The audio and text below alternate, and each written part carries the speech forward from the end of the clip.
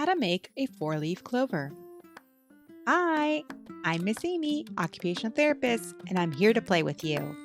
Today, we are going to make a four-leaf clover together. It is not to be confused with a shamrock, which has 3 leaves. The four-leaf clover is a symbol of good luck. Some say you may have the power to see fairies if you find one. So, let's get started. Before we begin, we need some supplies to make our four-leaf clover. These include 1 sheet of colored paper, a pencil, and a pair of scissors.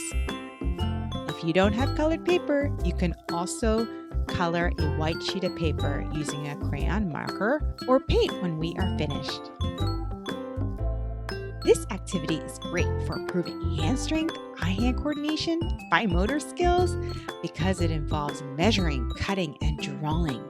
You can pause this video if you need more time between steps.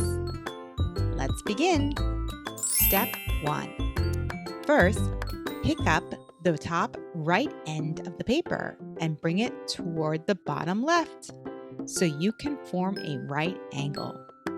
Then slide your finger to the edge to flatten the long edge of the triangle. Step 2. Next, fold the large triangle in half. Then fold it again for the 3rd time. Step 3. Now be sure to hold the folded edge of the paper on the left side. Step 4. Then, starting at the middle of the folded edge or lower, draw half a heart ending just to the right of the bottom point. Step 5. Lastly, cut along your line.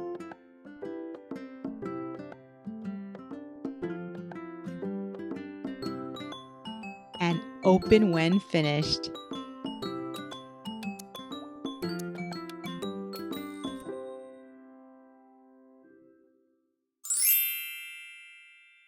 Yay!